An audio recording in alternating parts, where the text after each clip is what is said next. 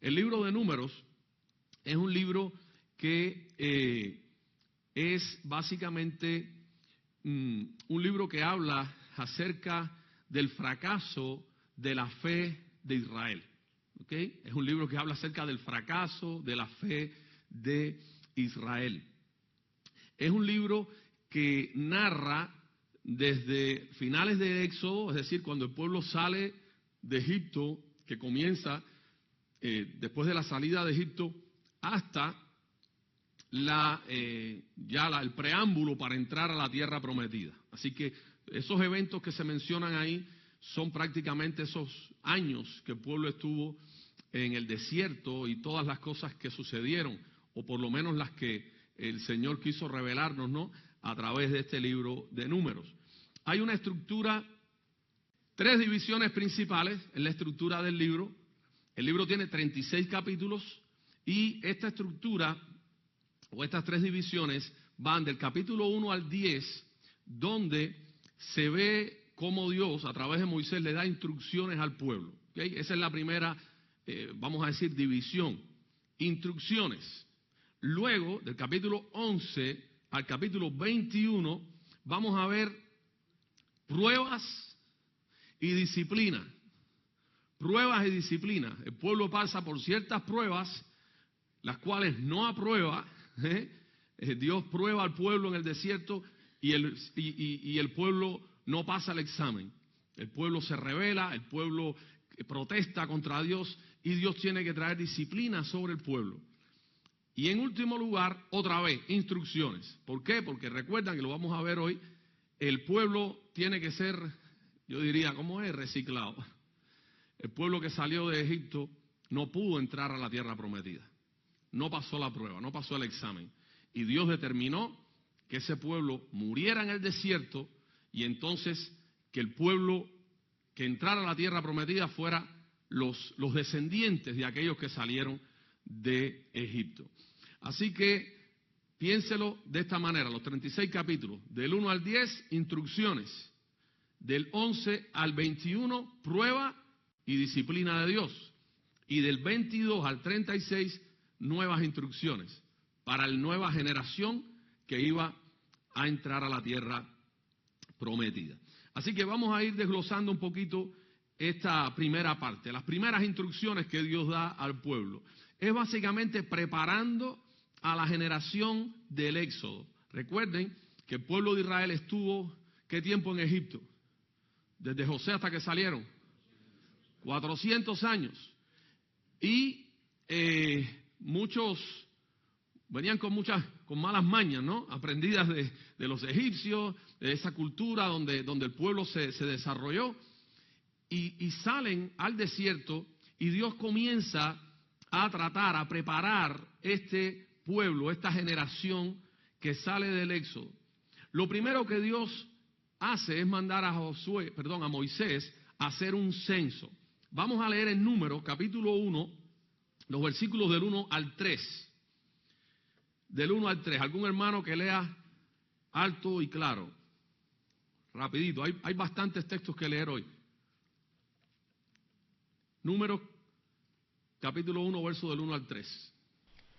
Habló Jehová a Moisés en el desierto de Sinaí, en el tabernáculo de reunión, en el día primero del mes segundo, en el segundo año de su salida de la tierra de Egipto, diciendo: Tomad el censo de toda la congregación de los hijos de Israel por sus familias, por las casas de sus padres, con la cuenta de los nombres, todos los varones por sus cabezas, de 20 años arriba, todos los que pueden salir a la guerra en Israel. Los contaréis tú y Aarón por sus ejércitos. Ahí está. Dios le da instrucciones a Moisés para que haga un censo en Israel. Y los que se iban a censar eran los varones de 20 años hacia arriba, los que podían ir a la guerra. Se dice en el versículo 45 y 46 da el número que arrojó este censo en el pueblo de Israel. ¿Quién lo lee? Todos los contados de los hijos de Israel por las casas de sus padres, de 20 años arriba, todos los que podían salir a la guerra en Israel, fueron todos los contados 603.550. Eso eran los varones de 20 años hacia arriba. Si usted le suma las mujeres y los niños o los jovencitos de 19 hacia abajo, los estudiosos calculan alrededor de 2 millones de personas. Algunos, ¿verdad?, creen que era un total de 2 millones de personas. Así que ahí vemos la instrucción. Recuerden que esta primera parte habla de instrucciones acerca de, para la generación que sale de Egipto, del Éxodo. Luego, vamos a ver que se empieza, después viene el censo de los levitas o los deberes de los levitas y una serie de leyes y otras cosas que Dios va instruyendo al pueblo en esta primera etapa. Ahora también se le da instrucciones al pueblo acerca del tabernáculo, acerca de cómo ellos tenían que acampar. Todos esos 10 capítulos, usted va a ver instrucciones por las tribus, cómo debían ser un líder de cada tribu, los que se tenían que formar al norte, al sur, al este, al oeste, y órdenes de marcha, es decir, la dirección de Dios en cuanto a cuándo el pueblo tenía que levantar el campamento y caminar o partir, y cuándo tenía que volver a sentarse y volver a poner todas las campañas, ¿no?, las casas de las tiendas, y esto era a través de la presencia de Dios que se manifestaba como en una columna de nube en el día y en una columna con apariencia de fuego en la noche. Después de dar esas instrucciones, ¿verdad?, sobre diferentes cosas que podían surgir, Dios entonces instruye a través de Moisés al pueblo para saber cuándo acampar, cuándo levantar el campamento, cuándo partir de un sitio al otro. Ahí vamos al capítulo 9 y vemos estas instrucciones en el capítulo 9, versos 15 y 17. Recuerden, estamos tomando solamente algunos versículos específicos que hablan acerca de lo que estamos mencionando. 9 del 15 al 17. El día que el tabernáculo fue erigido, la nube cubrió el tabernáculo sobre la tienda del testimonio, y a la tarde había sobre el tabernáculo como una apariencia de fuego hasta la mañana. Así era continuamente, la nube lo cubría de día y de noche la apariencia de fuego. Cuando se alzaba la nube del tabernáculo, los hijos de Israel partían, y en el lugar donde la nube paraba, allí acampaban los hijos de Israel. Esa era la manera en que Dios guiaba al pueblo de Israel en el desierto. Se levantaba la nube del tabernáculo, se separaba, y ahí esa es la señal. Empiecen a quitar estacas, a recoger, que vamos a partir.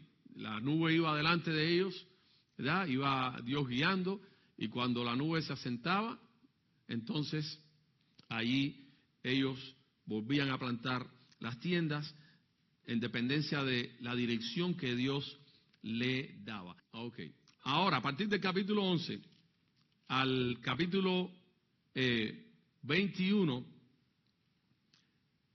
tenemos entonces la prueba y disciplina. Comienza una serie de pruebas, eventos donde el pueblo es probado y el pueblo se rebela contra Dios, y vamos a ver algunos de estos eventos que se mencionan.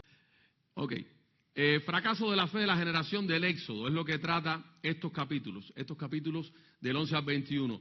Se narran los eventos siguientes. Vamos a ver algunos de ellos. Las quejas y la murmuración. El pueblo empieza a quejarse cuando empieza a enfrentar pruebas en el desierto.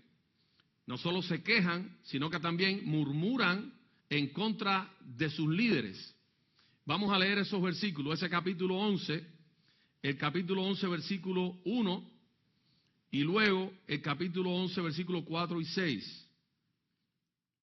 Aconteció que el pueblo se quejó a oídos de Jehová, y lo oyó Jehová, y ardió su ira, y se encendió en ellos fuego de Jehová, y consumió uno de los extremos del campamento. Versículo 4. Y la gente extranjera que se mezcló con ellos tuvo un vivo deseo, y los hijos de Israel también volvieron a llorar y dijeron: ¿quién nos diera de comer carne? Nos acordamos del pecado que comíamos en Egipto de balde, de los pepinos, los melones, los puerros, la cebolla y los ajos. Y ahora nuestra alma se seca, pues nada sino este maná ven nuestros ojos. Ustedes recuerdan que Dios alimentaba al pueblo con maná, y el maná era una especie de cereal, tenía esa apariencia, ¿no? Y ellos lo recogían en la mañana, lo amasaban, hacían tortas, comían de eso, y era algo que Dios mismo les daba, ¿eh? Era una comida celestial, pan del cielo, dice la Biblia, les dio a comer. Sin embargo, dice, y es muy interesante este versículo, y es muy interesante lo que este versículo podemos aprender. Dice que la gente extranjera que se mezcló con el pueblo, comenzaron a tener un vivo deseo, y estamos hablando de esa hambre descontrolada, de ese deseo de comer otras cosas que en ese momento no tenían.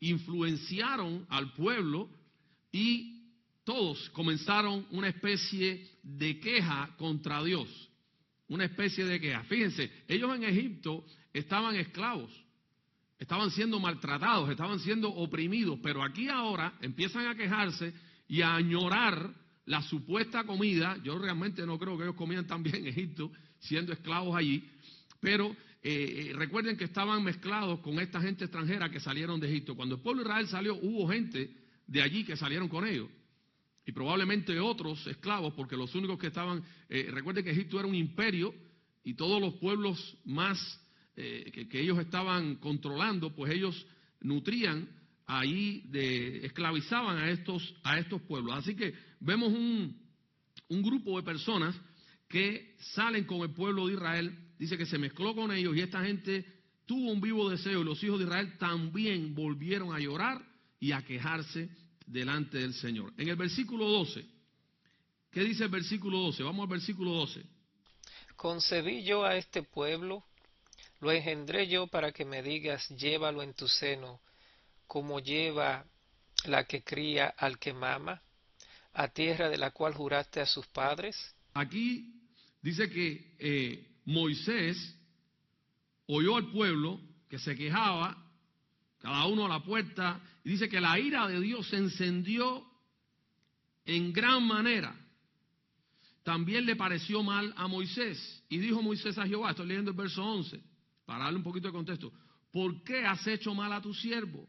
¿Y por qué no he hallado gracia a tus ojos, que has puesto la carga de todo este pueblo sobre mí? Imagínense, 2 millones de gente, o por lo menos los adultos, quejándose de la comida. Y Moisés, porque venían a quejarse con él y hablaban mal de él. Y él era vamos a decir, el intermediario entre Dios y el pueblo. Y el pueblo quejándose, y Moisés le dice a Dios, ¿acaso he hecho mal? ¿Por qué toda esta carga ha venido sobre mí? Concebí yo a este pueblo, le dice Moisés al Señor, y dice allí en el versículo 14, no puedo yo soportar a todo este pueblo, que me es pesado en demasía. Y si así lo haces tú conmigo, yo te ruego que me des muerte, si ha hallado gracia a tus ojos, y que yo no vea mi mal. Entonces Jehová dijo a Moisés, reúneme 70 varones, y ahí Dios trata con el pueblo en este momento, y les da las codornices. Y dice la Biblia que vienen aquellas codornices, el pueblo está pidiendo carne, ok, coman carne. Y en versículo 31, vamos a leer aquí en el versículo 31. Y vino un viento de Jehová y trajo codornices del mar, y las dejó sobre el campamento, un día de camino a un lado y un día de camino al otro, alrededor del campamento, y casi 2 codos sobre la faz de la tierra. Entonces el pueblo estuvo levantado todo aquel día y toda la noche, y todo el día siguiente, y recogieron codornices.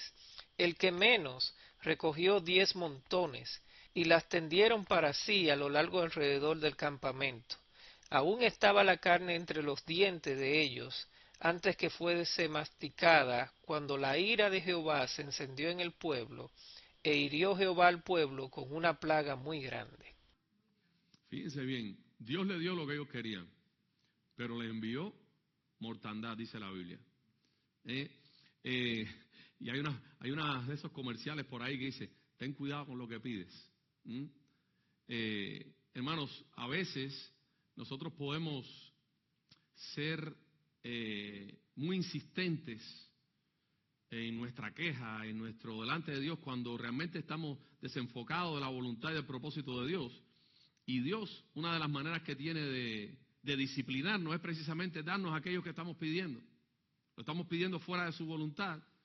Y, ok, tú lo quieres tanto, no te conformas con lo que te estoy dando, no es suficiente lo que te estoy dando, pues toma lo que me estás pidiendo. Y a veces eso que recibimos, y que muchas veces fuera de...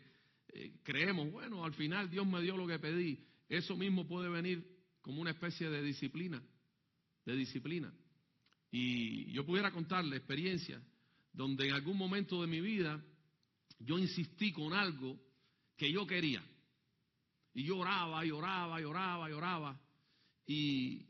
no era la voluntad de Dios, pero como yo insistía tanto, Dios me lo permitió. Después de 2 años y pico de haber conseguido aquello que yo tanto quería, Dios me mostró que no era su voluntad. Y me tocó pagar el precio. Pero bueno, la gracia de Dios es una bendición, ¿no? Siempre nos da, cuando entendemos y venimos a Él en humildad, en arrepentimiento, Él nos perdona y nos restaura. Quejas y murmuraciones. Eso pasó con el pueblo de Israel, pero también es una tentación que muchas veces nosotros podemos enfrentar. Luego de este cuadro, vemos en los capítulos 13, en el capítulo 13, cómo entonces se envía una misión a reconocer la tierra prometida. Usted conoce la historia, ¿verdad? ¿Cuántas personas fueron?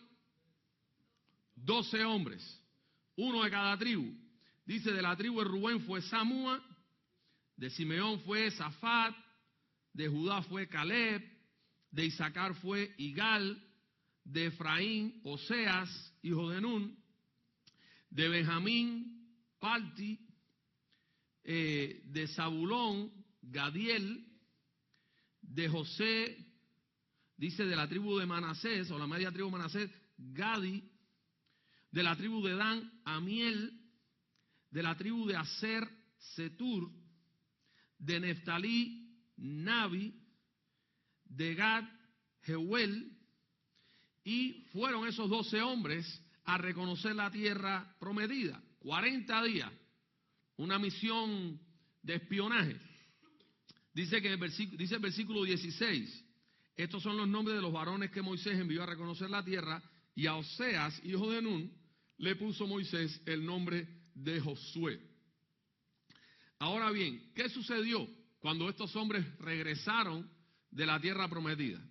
Cuando regresaron de Canaán, que fueron a dar su parte, ¿qué pasó? Se manifiesta la incredulidad del pueblo. La incredulidad del pueblo. Dice que 10 de estos hombres dijeron, es imposible que nosotros entremos y conquistemos esta tierra. Ya Dios les había dicho, les voy a dar esa tierra, ustedes van a entrar, la van a conquistar, yo voy a estar con ustedes, nadie les va a poder hacer frente, y ellos regresan dándole ese parte, ¿no? Al pueblo, y contagian el pueblo con esas malas noticias, con esa negatividad, ¿no? Con esa falta de fe, con esa falta de confianza en Dios. Óigame, cuidado con eso, porque eso es contagioso. Eso es contagioso. Nosotros somos gente de fe. Fíjense bien, cuando hablamos de fe, hablo de confianza en las promesas de Dios. No estoy hablando de tener una presunción, ¿no? Acuérdense bien, no es que tengo la presión en 500 y no, yo no recibo eso, yo no soy hipertenso, ¿no? Llevo una semana con la presión. No, eso es un disparate. Pero yo hablo de la fe en la palabra de Dios, hablo de la confianza en las promesas de Dios. Dios es mayor. Dios es mayor. Mayor es el que está en nosotros que el que está en el mundo. Cuando pasemos por las pruebas, el Señor va a estar con nosotros. Hay muchísimas promesas. Ahorita cantábamos todas las promesas del Señor Jesús. Pero a la hora de tomar esas promesas y creerlas, no permita que venga nadie con poca fe a drenarle la fe que usted tiene. Tiene que creer, tiene que confiar. Sin fe es imposible agradar a Dios. Y eso es una de las enseñanzas que vamos a ver ahorita que tiene este libro. Así que estos 10 hombres vinieron y dieron un parte terrible. Miren lo que dijeron. Miren lo que dijeron. Vamos a ver, porque no vamos a leer todo el libro, todo el capítulo. Versículo 25. Dice, y volvieron de reconocer la tierra al fin de 40 días. ¿Están conmigo ahí? Y anduvieron y vinieron a Moisés y a Aarón y a toda la congregación de los hijos de Israel en el desierto de Parán, en Cádiz, y dieron la información a ellos y a toda la congregación y les mostraron el fruto de la tierra. Y les contaron diciendo, nosotros llegamos a la tierra a la cual nos enviaste, la que ciertamente fluye leche y miel, es decir, es verdad, es una tierra próspera, hasta ahí. Y este es el fruto de ella. Y le mostraron allí los racimos de uva y le mostraron las muestras que trajeron para que vieran la prosperidad de esta tierra. Y dice, más, y ahí viene el más, es decir, esta tierra es muy buena, pero, y siempre después de ese pero viene la nota discordante, ¿no? Más, el pueblo que habita aquella tierra es fuerte y las ciudades muy grandes y fortificadas. Y también vimos a los hijos de Anac, parece que eran famosos los hijos de Anac, los gigantes.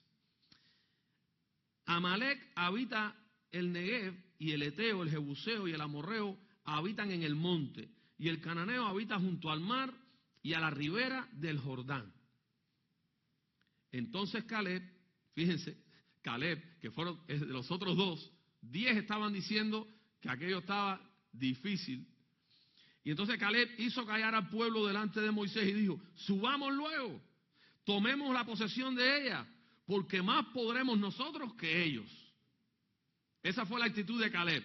Vamos para allá, vamos a tomar la tierra. Dios nos dijo que nos iba a dar la tierra, olvídense de las murallas, olvídense de los gigantes, Dios está con nosotros. Mas los varones que subieron con él dijeron, versículo 31, no podremos subir contra aquel pueblo. Fíjense bien, Dios te está diciendo que vaya y tú estás diciendo que no puedes. Porque es más fuerte que nosotros. Dice, y miren el versículo 32, y hablaron mal entre los hijos de Israel de la tierra que habían reconocido, diciendo, la tierra por donde pasamos para conocerla es tierra que traga a sus moradores. Y todo el pueblo que vimos en medio de ella son hombres de grande estatura. También vimos allí gigantes, hijos de Anac, raza de los gigantes, y éramos nosotros, a nuestro parecer, como langostas. Y así les parecíamos a ellos. Imagínense ustedes, ellos empezaron a regar aquel informe, ¿no?, negativo, y a drenar la fe del pueblo. No vamos a poder. Vamos a llegar allí, oye, esa gente nos van a acabar. En el versículo 1 del capítulo 14, dice, entonces toda la congregación gritó y dio voces, y el pueblo lloró aquella noche. El pueblo lloró aquella noche. Así que ahí vemos cómo el mensaje que dieron aquellos espías, ¿no? Aquellos espías fue negativo. Pero Josué y Caleb dieron un mensaje de fe. Vamos a ver aquí en el capítulo 14, cuando vemos aquí el juicio de Dios y la muerte de la generación. Vamos a leer el verso 20, del 20 al 24 del capítulo 14. Entonces Jehová dijo, yo he perdonado conforme a tu dicho. Mas tan ciertamente como vivo yo, y mi gloria llena toda la tierra, todos los que vieron mi gloria y mis señales que he hecho en Egipto y en el desierto, y me han tentado ya 10 veces, y no han oído mi voz, no verán la tierra de la cual juré a sus padres. No, ninguno de los que me han irritado la verá. Ahí está. Fíjense, Dios vio que el pueblo de Israel, este pueblo que había salido, estaba rebelde. El pueblo, en vez de creer en lo que Dios le había dicho, se dejó llevar por el informe de estos 10 hombres que no creyeron en lo que Dios había prometido. Y Dios le dijo, yo voy a acabar con esta gente. Moisés intercede. Antes de ese versículo que leímos, Moisés intercede por el pueblo. Y Dios le dice, ¿sabes qué? Yo los voy a perdonar, pero ellos no van a entrar a la tierra. Yo los voy a perdonar, pero ellos no van a entrar a la tierra. Solamente va a entrar Caleb, que fue el que vino en pos de mí, porque había un espíritu en él diferente al de los demás. Entonces, una de las cosas, y las vamos a ver luego, ¿verdad? Dios premia la fe, mis hermanos. Dios premia la fe. Dios premia la fe. Así que, vamos a ver también que el pueblo, como consecuencia, se queda errante por 40 años en el desierto y llega entonces el punto donde aún el líder del pueblo, Moisés, peca contra Dios. Y por eso el pecado de Moisés. Vamos a leer el capítulo 20 y vamos a leer el versículo 2 de este capítulo 20. Porque no había agua para la congregación, se juntaron contra Moisés y Aarón. El pueblo se volvió a rebelar contra Moisés y Aarón. No había agua, dice. No había agua. Ya Moisés había, en otra ocasión, Dios le había dicho a Moisés en una situación similar, ve, golpea la peña delante del pueblo y va a salir agua de la peña. Moisés fue, golpeó la peña en Horeb y el pueblo pudo tomar agua y saciar su sed. Ahora vuelve una situación similar y Dios le dice a Moisés que haga algo diferente. Pero ya el pueblo tenía a Moisés hasta la coronilla. Versículo 7. Y habló Jehová a Moisés diciendo, toma la vara y reúne la congregación, tú y Aarón tu hermano, y hablad a la peña a la vista de ellos. Ahí está. ¿Ok? ¿Qué fue lo que le dijo Dios a Moisés? Toma la vara, pero háblale a la peña en presencia del pueblo. Eso fue lo que le dijo Dios a Moisés. Y en el versículo 10 en adelante, el 10 en adelante, no solo el 10, sino en adelante, vamos a leer hasta el 12. Y reunieron Moisés y Aarón a la congregación delante de la peña, y les dijo, oíd ahora, rebeldes, ¿os hemos de hacer salir agua de esta peña? Entonces alzó Moisés su mano y golpeó la peña con su vara 2 veces, y salieron muchas aguas, y bebió la congregación y sus bestias. Y Jehová dijo a Moisés y a Aarón, por cuanto no creísteis en mí, para santificarme delante de los hijos de Israel, por tanto, no meteréis esta congregación en la tierra que les he dado. Ahí está. Fíjense, mis hermanos. Y usted puede escuchar esa historia, esa narración y decir, oye, Moisés, un hombre como Moisés, ¿no? Fíjense que aún no hemos llegado, pero, a ver, okay. Bueno, yo creo que hay un momento donde se rebelan contra Moisés y dicen, bueno, Dios puede hablar a través de cualquiera, ¿qué se cree Moisés, que está sobre nosotros? Y empiezan a hablar de Moisés, y uno de ellos, inclusive el pueblo, Aarón, María, murmuran de la esposa de Moisés, y Dios, en defensa de Moisés, dice que él podía hablar a través de los profetas, pero con Moisés la cosa es diferente. Dios mismo dice, no, con mi siervo Moisés no es así. Yo hablo con Moisés cara a cara. Así que Moisés era un hombre con una relación particular con Dios. Particular con Dios. Ahora, cuando Dios le dice a Moisés, háblale a la peña, y Moisés, controlado por la ira, y usted dirá, oye, pero ¿verdad que el pueblo lo tenía allá? Dice la Biblia que Moisés era un hombre manso, el hombre más manso que había sobre la tierra en su tiempo. Y Moisés, y usted ve la expresión, si usted ve en su Biblia, en la mía, está en signos de admiración. Oíd esto ahora, rebeldes. No fue un poema. Moisés estaba ya exacto, aborrecido, en buen boricua. Moisés estaba aborrecido, estaba berreado en cubano, estaba enojado, estaba hastiado de ese pueblo, de su incredulidad, estaba ya que no daba más. Y en vez de hablarle a la peña, ¿qué hizo? La golpeó. Y la golpeó 2 veces. La golpeó 2 veces. ¿Qué nos enseña esto, mi hermano? Que al que más se le da, más se le demandará. Sí, el liderazgo puede tener beneficios, vamos a decir, o privilegios, de alguna manera. Usted tiene una relación íntima con Dios, usted va a recibir de Dios cosas que otras personas que quizás no están tan cerca de Dios en su relación, no van a entender, no van a disfrutar. Pero escuche bien, a más. En la medida que Dios nos da a nosotros iluminación, entendimiento. Mire, yo veo a esa gente que estudia mucho y que saben tanta Biblia. Y yo me erizo. Porque yo digo, hermano, sabes tanto y vives tan poco. Sabes tanto y vives tan poco. Es decir, es mejor que no supieras tanto. Es mejor que no supieras tanto. Porque la misma Biblia dice, Santiago, si mal no recuerdo, no os hagan maestros muchos de ustedes, sabiendo que tendremos mayor condenación.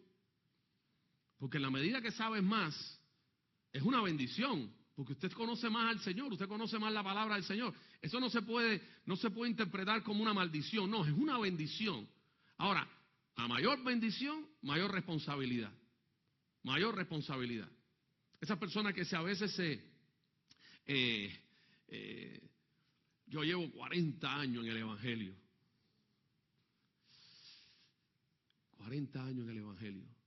¿Qué has hecho con esos 40 años en el Evangelio? Sí, porque hay personas que presumen de llevar muchos años en el Evangelio. La pregunta es, ¿qué has hecho durante esos 40 años? ¿Qué has hecho?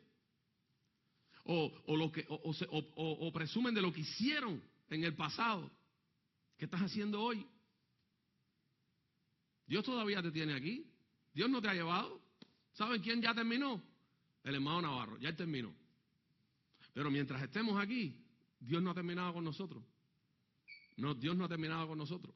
Entonces, a más, recuerden eso, mi hermano, a más. Moisés tenía una relación especial con Dios. Y él no podía darse el lujo de desobedecer de la manera que desobedeció. Y pagó el precio. ¿Cuál fue el precio? Que Dios le dijo, tú no vas a entrar a la tierra. La vas a ver de lejos. Dice que Dios lo llevó, subió al monte y vio toda la tierra de Canaán. Pero no se le permitió entrar. Y dijo, ahora tú, delante del pueblo, ordena, vamos a decir, reconoce a Josué como el sustituto, y Josué es el que va a guiar a este pueblo a la tierra prometida. Pero tú ya no podrás entrar. Ahí está. Vamos a ver, ya después, se nos narra del 22 al 29, que no lo vamos a leer, la muerte de Aarón. Dios le dice a Moisés, lleva a Aarón allí a uno de estos montes, al monte Hor, y que vaya con él su hijo Eleazar, y quítale las ropas del sacerdocio a Aarón, pónselas a su hijo, y allí él va a morir. Él se va a reunir ahí en el monte con sus padres. Cuando el pueblo vio que subieron Aarón, Moisés, Eleazar al monte, pero después bajaron Moisés y Eleazar solamente, entendieron que Aarón había muerto. Así que aquí ya finalizando este capítulo, se nos narra la muerte de Aarón. Dice, y viendo toda la congregación que Aarón había muerto, le hicieron duelo por 30 días todas las familias de Israel. Ahora viene otro evento igualmente que es probada, el pueblo es probado por Dios y de igual manera el pueblo vuelve a rebelarse contra Dios. Estamos allí en el capítulo 21 y tenemos los versículos del 4 al 9. Después partieron del monte Or, camino del Mar Rojo, para rodear la tierra de Edom. Y se desanimó el pueblo por el camino. Y habló el pueblo contra Dios y contra Moisés. Otra vez, miren, si usted se da cuenta, y fíjense que estamos yendo a saltos agigantados, pero cuando usted tenga chance en casa, revise, lea el libro, y usted subraye todas las veces que en estos capítulos se dice, y el pueblo habló en contra de Moisés, y el pueblo habló, y fíjense cómo cada vez que se dice que el pueblo habló en contra de Moisés, ¿cómo dice? Habló en contra de Dios, primero en contra de Dios, y habló en contra de Dios y de Moisés. El pueblo rebelde. Habló el pueblo contra Dios y contra Moisés. ¿Por qué nos hiciste subir de Egipto para que muramos en este desierto? Pues no hay pan ni agua y nuestra alma tiene fastidio de este pan tan liviano. Y Jehová envió entre el pueblo serpientes ardientes que mordían al pueblo y murió mucho pueblo de Israel. Serpientes venenosas, ¿verdad? Se llenó una plaga de serpientes ahí dentro del pueblo que mordían a la gente y la gente moría. Entonces el pueblo vino a Moisés y dijo, hemos pecado por haber hablado contra Jehová y contra ti. Ruega a Jehová que quite de nosotros estas serpientes. Y Moisés oró por el pueblo y Jehová dijo a Moisés, hazte una serpiente ardiente y ponla sobre un asta, y cualquiera que fuere mordido y mirare a ella vivirá. Y Moisés hizo una serpiente de bronce y la puso sobre un asta. Y cuando alguna serpiente mordía a alguno, miraba a la serpiente de bronce y vivía. Y hay una comparación tremenda con esta serpiente de bronce y con Cristo. Cristo hablando allí en Juan capítulo 3, dice, y como Moisés levantó la serpiente en el desierto, así es necesario que el Hijo del Hombre sea levantado para que todo aquel que en él cree no se pierda, mas tenga vida eterna. Fíjense que el pueblo de Israel, ese pueblo rebelde, un pueblo desobediente, un pueblo pecador, como consecuencia de su pecado viene la muerte a través de estas serpientes. Fíjense la analogía, ¿no? El pecado trae muerte. ¿Qué dice la Biblia? La paga del pecado es muerte. El que siembra para la carne, de la carne segará corrupción. El pecado siempre trae malas consecuencias. Y Dios levanta esta serpiente, le dice a Moisés, levanta esa serpiente de bronce. ¿Qué había que hacer? Mirar la serpiente, una mirada, como dice el corito, una mirada de fe. Una mirada de fe. Si te mordía la serpiente, mirabas a la serpiente porque creías que al mirar la serpiente ibas a ser sano. Y eso es un acto de fe. Eso hablaba de la fe. Posiblemente habían algunos que la serpiente lo mordía y ni miraban a la serpiente porque decían, yo por mirar una serpiente me voy a sanar, y terminaban muriéndose. Así hay mucha gente hoy que usted le habla de Cristo y de que la salvación es un regalo de gracia que Dios nos da y que solamente por poner tu fe en Jesucristo puedes ser salvo, y la gente dice, no, demasiado bueno para ser verdad, yo tengo que hacer algo. Y se esfuerzan y prefieren la religión que les impone cargas, pero que les infla el ego. Porque lo que hace la religión es eso, impone cargas pero te infla el ego. En la medida que tú cumples y cumples y cumples cosas, bueno, yo soy mejor, yo merezco que Dios me salve porque yo soy tan bueno, yo cumplo con esto, con esto y con esto. Pero ¿saben qué? El Evangelio derrumba el ego. Porque el Evangelio te dice, tú no te puedes ganar tu salvación. Tú no te puedes ganar tu salvación. Por mucho que te esfuerces, nunca vas a cumplir los parámetros divinos por tus propias fuerzas. Entonces no te queda otra que rendirte y simplemente dejarte caer en los brazos amorosos de tu Señor y tu Salvador. Simplemente no puedes hacer nada. Mientras más te esfuerces, menos vas a lograrlo. Tienes que rendirte, tienes que renunciar a tu propia justicia. No hay nada bueno en ti, no hay nada bueno en mí, por lo cual Dios quisiera salvarnos. No lo hay. Y hasta que usted no entienda eso, usted no va a experimentar la salvación por gracia, porque la salvación es un regalo de Dios. Usted solamente tiene que creer en Jesucristo, renunciar a la fe que usted tiene en sus propias obras, renunciar en lo bueno. Oye, pero es que yo he sido tan buen padre, Dios no me va a dejar a mí fuera con lo bueno que yo he sido como padre, con lo buen ciudadano que yo soy, lo moral. Mira, yo me casé con la primera novia, yo nunca he mirado a otra mujer, yo he sido una... ¿Y qué? No, estás descalificado porque el parámetro, otra vez, ¿quién es? Cristo. Y a ese parámetro ninguno de nosotros llegamos, ninguno.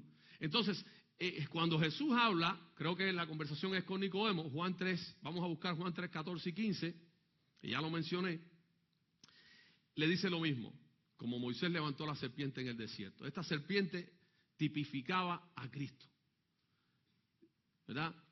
También hay un pasaje donde Dios le dice al pueblo, mirad a mí y sed salvos todos los términos de la tierra.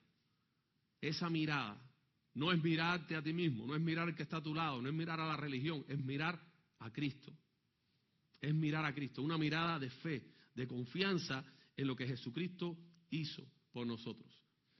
Así que ahora pasamos entonces ya a la última parte del libro, que son los capítulos del 22 al 36, donde viene la más instrucción. Pero ahora ¿a quién? ¿A qué grupo de personas? A la nueva generación, a la generación que iba a entrar a Canaán. Ya la generación anterior había fracasado en su falta de fe, su incredulidad, su queja, su murmuración constante, su rebelión contra Dios, contra los propósitos de Dios, contra los líderes que Dios había puesto. Y por toda esa rebelión viene la disciplina, viene el juicio de Dios y ellos tienen que morir en el desierto. En estos capítulos se narra la historia de Balaán y su asna. Ustedes después lo revisen en casa. Está este hombre que es un profeta y allí uno de estos pueblos que está cerca de la tierra escucha de lo que Dios estaba haciendo, de las maravillas de Dios con ese pueblo, y le dice, no, si entra el pueblo de Israel aquí va a acabar con nosotros. Voy a buscar a este profeta de Dios para que maldiga al pueblo de Dios y le voy a pagar, le voy a dar. Y Balaán se resiste, después va y le dobla la apuesta, le dice, te voy a dar bastante dinero, te voy a honrar, ven para que maldigas al pueblo. Y Balaán hace algo. Balaán consulta a Dios la primera vez y le dice, mira, este hombre vino aquí, me mandó mensajero porque quiere que yo vaya y maldiga al pueblo.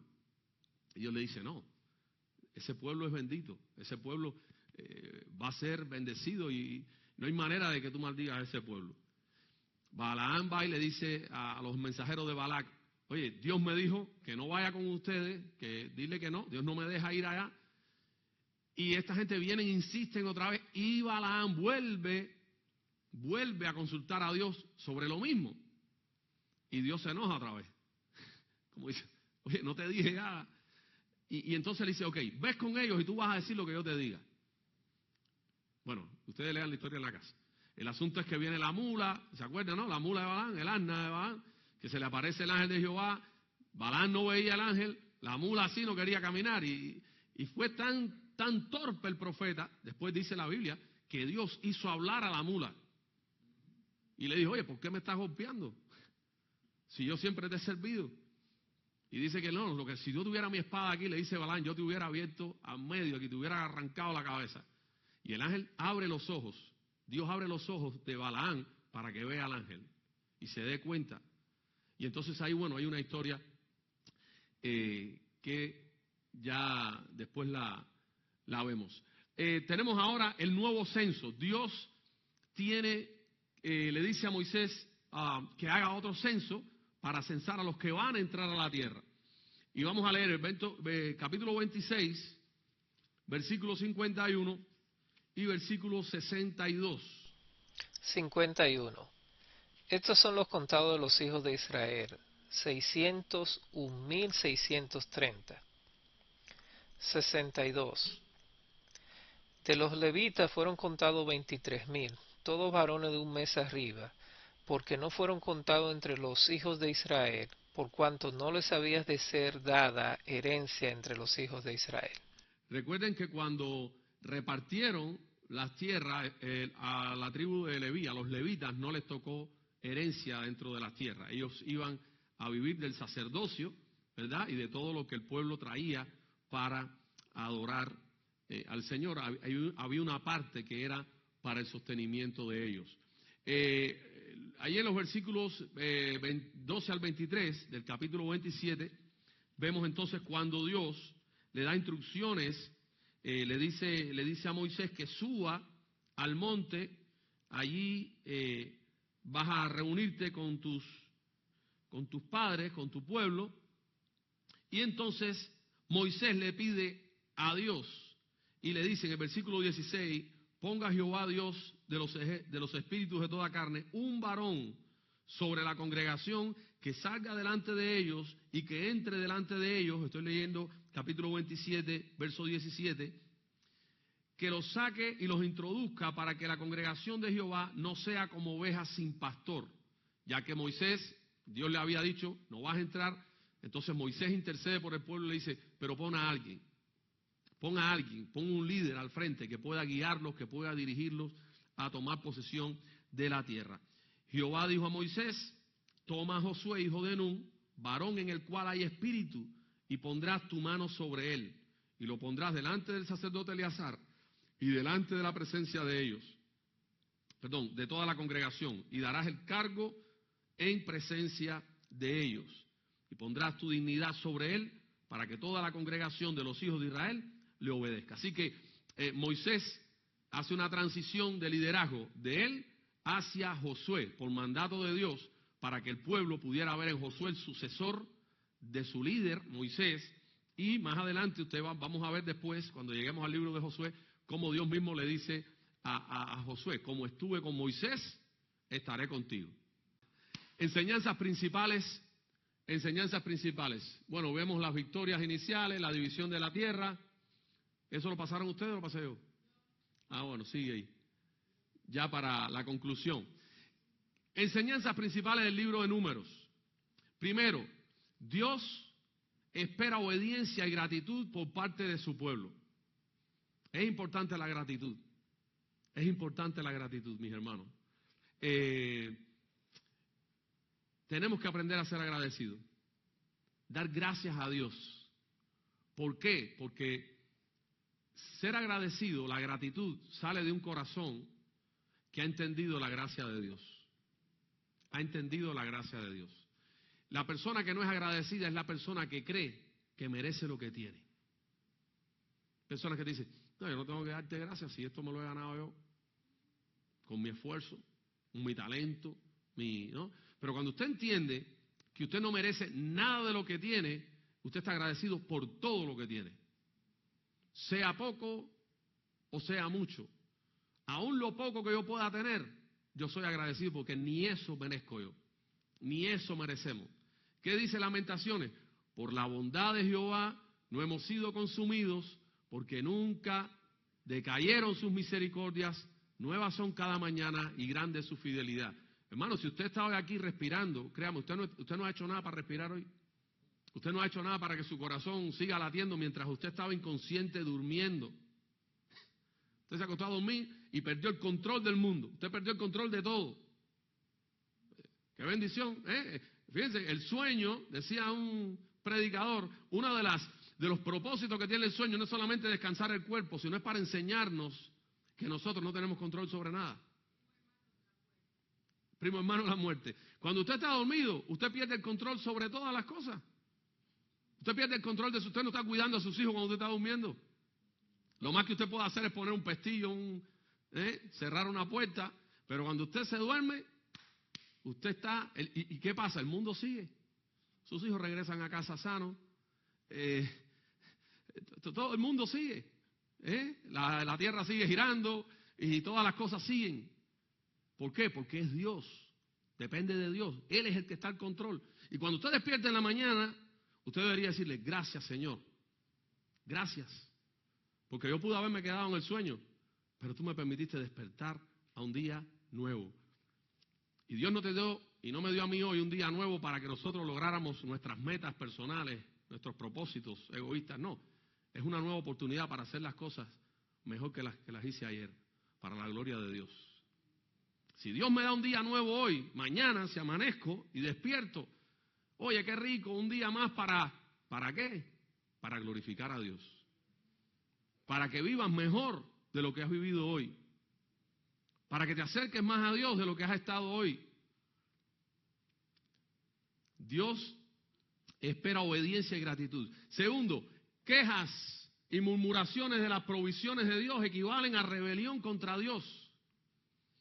quejarnos de cómo nos va. Eso es para la gente que no conoce a Dios. Demos gracias a Dios, seamos agradecidos. La rebelión contra los dirigentes escogidos por Dios trae como consecuencia la disciplina de Dios. Y voy a hacer un paréntesis ahí, porque de esto se ha abusado mucho. Pero el abuso de una enseñanza bíblica no nos puede hacer ignorar la enseñanza bíblica en su equilibrada interpretación. La Biblia habla de líderes espirituales que Dios ha establecido. Los estableció en su pueblo de Israel, en el antiguo pacto, y los ha establecido en la iglesia también. Y en la medida que esos líderes se ajusten a la palabra de Dios, en la medida que esos líderes tengan un testimonio digno del llamamiento que han recibido, esos líderes son dignos de nuestra obediencia y de someternos al liderazgo de esos hombres que Dios ha puesto para guiarnos como iglesia. Eso es importante, porque huyendo de los abusos que se cometen, ¿verdad? Que está por ahí la mentalidad de que el ungido de Jehová es intocable, y no importa los disparates que el ungido de Jehová diga, y no importa la vida impura que viva el ungido de Jehová, nadie puede tocar al ungido de Jehová. No, eso es un disparate, eso es un extremo, y eso es un abuso de la enseñanza bíblica. Pero la Biblia dice claramente en el Nuevo Testamento, obedeced a vuestros pastores. Considerad cuál ha sido el fruto de su conducta e imitad su fe. Eso lo dice la Biblia. Y Dios ha establecido, dice, apóstoles, evangelistas, pastores, maestros, a fin de perfeccionar a los santos para la obra del ministerio. Entonces, hay una serie de líderes que Dios ha puesto dentro de la iglesia, dentro del cuerpo de la iglesia, y que nosotros debemos someternos a ese liderazgo. Y rebelarse contra el liderazgo que Dios ha establecido, y un liderazgo que está dentro de los parámetros bíblicos, eso trae consecuencias, graves consecuencias. Cuando usted lea estos pasajes donde se rebelan contra Moisés, lo que me llama mucho la atención de Moisés es que Moisés nunca se defendió. Usted va y lea. Él nunca se defendió. Dios lo hizo por él. Y una característica de los hombres de Dios es esa. Cuando usted sabe que Dios lo llamó a hacer algo y que Dios lo respalda, usted no necesita defenderse. Dios lo hace por usted. Y Moisés lo vio en su propia vida. Un solo pecado, por pequeño que parezca, trae notables consecuencias. Cuidado con las zorras pequeñas. Las murmuraciones, un comentario, un chismecito, como dice, no le gusta, pero entretiene. Bueno, por ahí hay muchos proverbios eso. Lo más mínimo, cuidado con esos pecaditos que a veces nosotros no le damos mucha importancia. ¿Algo más? Claro que sí. La incredulidad equivale al pecado de rebelión. La incredulidad, la falta de fe. Sin fe es imposible agradar a Dios, dice Hebreos. Cuando fallamos en el ejercicio de la fe, nos perdemos las mejores bendiciones. Recuerden, mis hermanos, hay bendiciones que Dios nos ha dado a todos por gracia. La salvación es por gracia. La salvación es por gracia. Usted no puede hacer nada. Ahora, hay bendiciones que son condicionales. Y la Biblia las tiene. Ahí la Biblia las expresa.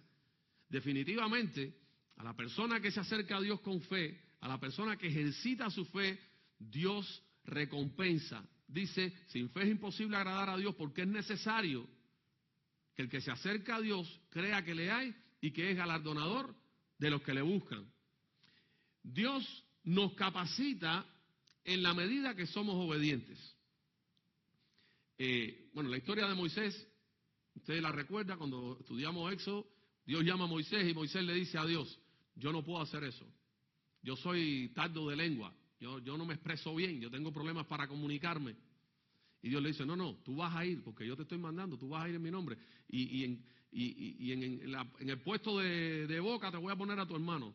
Él va a hablar por ti, pero tú vas a ir, tú vas a ser el que vas a ir. Dios no espera, o el consejo es este, no esperes a estar 100% capacitado para después obedecer al Señor. Obedece al Señor, y en la medida que obedezcas al Señor, Dios te va a capacitar. Dios te va a capacitar. Alguien decía, en estos días estaba escuchando una predicación, un libro, un audiolibro, algo de eso, y decía una frase que traté de memorizarla. Es mejor una obediencia imperfecta que como que una perfección pasiva, ¿no? Como que la persona dice, no, yo hasta que no esté 100% preparado no me atrevo a hacer esto. Nunca lo vas a estar. Nunca lo vas a estar. Tienes que empezar. Si Dios te llama a hacer algo, hazlo. Y yo creo que a todo cristiano Dios le ha llamado a hacer algo. Entonces no esperes. No le creas esa mentira al diablo de que todavía no estás capacitado. Prepárate un poco más. Lee más, coge otro curso. Y cuando estés preparado, entonces empieza. Esa es la mentira del diablo. Porque mientras estás en esa mentalidad, estás sin hacer nada, con los brazos cruzados. Algún día lo haré. Y el día nunca llega. Así que recuerden, Dios nos capacita en la medida que somos obedientes. Dios es fiel a su promesa de disciplinarnos, como lo es a su promesa de bendecirnos. Creo que esa es la última. Ya. Eso es importante. Cuando hablamos de la fidelidad de Dios, y a mí me gusta hacer hincapié en esto, porque a nosotros nos encantan las promesas que hablan de bien, de bendición, de salud, de prosperidad, de que voy a estar contigo, taca, taca, taca, taca. Pero hay promesas donde Dios dice, si me desobedeces te voy a disciplinar. Dios es fiel para bendecirnos cuando obedecemos, como para disciplinarnos cuando desobedecemos. Él es fiel. El texto de Timoteo, creo que está en Timoteo, y con esto termino, donde dice, si fuéramos infieles, Él permanece fiel. Alguien que me lo busque ahí, por favor, usted que tiene ahí la concordancia ahí rápida en el teléfono. Si somos infieles, Él permanece fiel. Él no puede negarse a sí mismo. Mucha gente lo ha malinterpretado. Y como bueno, yo puedo hacer lo que sea porque aunque yo sea infiel, Él permanece fiel. Vamos a leer el contexto. A ver, ¿quién lo tiene ahí? Hace poquito yo hablé de ese pasaje aquí, en un domingo o algo así. Lo que dice el texto es lo siguiente. Si sufrimos, también reinaremos con Él. Si le negáremos, Él también nos negará. Si fuéramos infieles, Él permanece fiel. ¿Qué está diciendo el texto? Bueno, que nosotros, cuando recibimos a Cristo, decimos, Señor, yo te voy a seguir. Yo te voy a seguir. Cuando yo niego al Señor, yo estoy siendo infiel con la promesa que yo le di al Señor. Pero el Señor no es infiel con su promesa. Cuando Él dice, Jesús dijo, el que me confiese delante de los hombres, yo le confesaré delante de mi Padre que está en los cielos. Pero el que me niegue delante de los hombres, yo también le negaré delante de mi Padre que está en los cielos. Eso también es una promesa. Eso es una promesa. Él nos prometió que si le confesamos delante de los hombres, Él nos confesará delante del Padre. Pero si le negamos delante de los hombres, Él nos va a negar. Y Pablo le está diciendo a Timoteo aquí, y le está recordando, si sufrimos con Él, reinaremos con Él. Si le negáremos, Él también nos negará. Él lo dijo, lo advirtió. Porque si nosotros somos infieles, cuando le dijimos, te voy a seguir, y después dijimos, no, yo no conozco a ese hombre, Él no es infiel, Él es fiel a lo que promete. Y Él ha prometido bendecirnos cuando somos obedientes, pero ha prometido disciplinarnos cuando somos desobedientes. Entonces, todo hijo de Dios debe saber eso. Si eres hijo de Dios y estás viviendo en desobediencia, estás viviendo en pecado oculto, espera la disciplina del Señor. Espérala. Porque dice la Biblia que Dios al que ama disciplina y azota a todo aquel que recibe por hijo. Pero si se os deja sin disciplina, no sois hijos, sois bastardos. Eso es lo que dice la Biblia.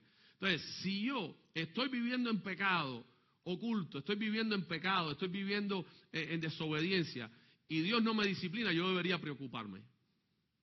Debería preocuparme mucho. Porque Dios a sus hijos los disciplina. Entonces, si estás viviendo en pecado, si has caído en un pecado y no lo has confesado y Dios te está disciplinando, arrepiéntete, pero dale gracias a Dios, porque eso es síntoma de que eres un hijo de Dios. Pero si alguien está viviendo en pecado, en desobediencia, y no recibe la disciplina del Padre, probablemente es porque no sea su hijo. Entonces es algo bueno para meditar. Así que mis hermanos, el libro de Números nos deja esas enseñanzas, ¿no? Así que Dios nos ayude y que podamos nosotros aprender de lo que este libro nos enseña y aplicarlo a nuestra vida para vivir vidas que glorifiquen el nombre del Señor. Oramos. Señor amado, te bendecimos y te damos gracias por esta noche y la oportunidad de estudiar tu palabra. Gracias por este libro que contiene tantas enseñanzas, Señor, prácticas para nuestra vida.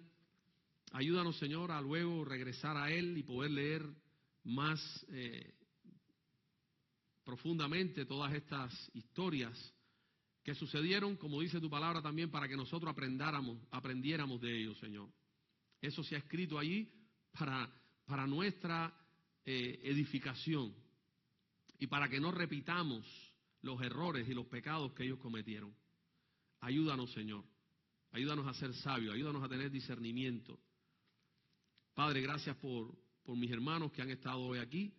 Permite, Dios mío, que tu Espíritu Santo use lo que hoy hemos compartido para ministrar a cada una de sus vidas también. Llévanos con bien a nuestros hogares, danos una noche de reposo, de descanso.